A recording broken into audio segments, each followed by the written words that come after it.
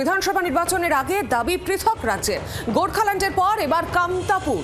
পৃথক রাজ্যের দাবি করা হচ্ছে। পৃথক রাজ্যের দাবি কামতাপুর স্টেট ডিমান্ড কাউন্সিলের।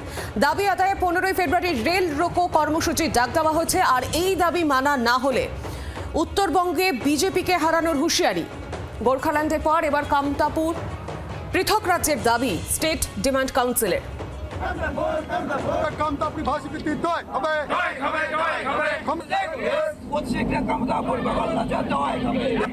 আমাদের যে ভাষা কামতাপুরি ভাষার 8ম তফসিলের সাংবিধানিক স্বীকৃতি, দ্বিতীয়ত হলো আমাদের এসটিকরণ, আর তৃতীয়ত হলো আমাদের কামতাপুর ভাষার উপর ব্যাস করে কামতাপুর রাজ্যকে পুনর্গঠন করতে হবে। প্রায় 15 থেকে 20 বছর ধরে বিজেপিকে ভোট দিয়ে আসছি শুধু একটাই আশায় যে আমাদের দাবিগুলো পূরণ করবেন।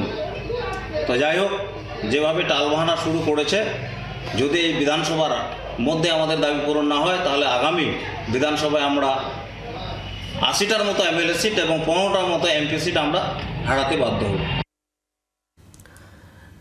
আরো বিস্তারিত আপডেট নেব। সঙ্গে রয়েছেন সরাসরি প্রতিনিধি নারায়ণ সিংহ রায়। নারায়ণ, এখানে কোচ সম্প্রদায়, রাজবংশী সম্প্রদায় মানুষের বসবাস এবং তারা দীর্ঘদিন ধরে এই দাবি জানিয়ে আসছেন। এবার গোর্খাল্যান্ডের পর কামতাপুর, কি দাবি দেওয়া তাদের?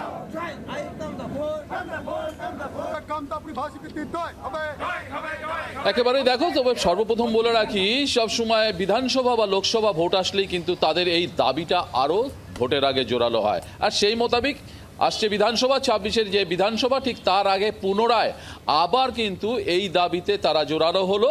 তাদের দাবি যে কুচবিহার থেকে, গ্রেটার কুচবিহার অর্থাৎ কুচবিহার থেকে বিহারের কিছুটা অংশ নিয়ে উত্তরবঙ্গকে নিয়ে তাদের আলাদা রাজ্যের পুনরায় দাবি। তাদের বক্তব্য যে বিজেপি প্রত্যেকবার ভোট আসলে তাদের এই আলাদা রাজ্যের দাবিতে ভোটের আগে তাদের প্রতিশ্রুতি দিলেও কোনোভাবে পালন করে না, যার ফলে এবার রাজ্য সরকার অর্থাৎ এই রাজ্য সরকার, তৃণমূল সরকার তাদের এই আলাদা রাজ্যের দাবিতে সাথ না দিলেও তারা বিজেপি গভর্নমেন্টের বিরুদ্ধে উত্তরবঙ্গে বিশেষ করে 80 জায়গায় তারা বিধানসভায় তারা ক্যান্ডিডেট দিতে চলেছে বলছে তাদের বক্তব্য। তার পাশাপাশি এই মাসের 15 তারিখ কিন্তু তারা রেল রোকো আন্দোলনও করবে বলে জানাচ্ছেন।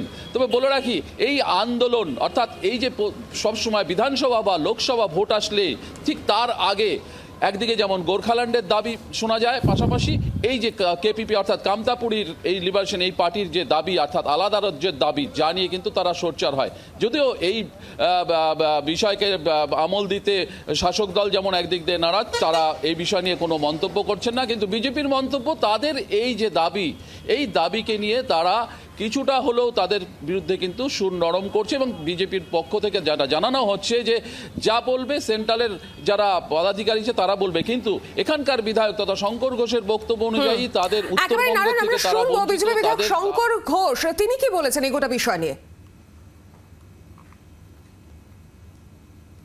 যেহেতু নির্বাচন আসছে এবং সংগঠনের পক্ষ থেকে যারা দাবি তুলেছেন তারা বলেছেন কেন্দ্রীয় বিষয় ইত্যাদি, সেক্ষেত্রে আমার মনে হয় আমাদের যারা কেন্দ্রীয় প্রবক্তারা আছেন তারা এই বিষয়ে মতামত দেবেন এবং উত্তরবঙ্গের এই সংবেদনশীল যে বিষয়গুলো রয়েছে এক্ষেত্রে আমরা সবসময় একথা বলেছি, উত্তরবঙ্গের মানুষের সম্মান, তাদের অধিকার, সেই অধিকার রক্ষার জন্য ভারতীয় জনতা পার্টি সচেষ্ট।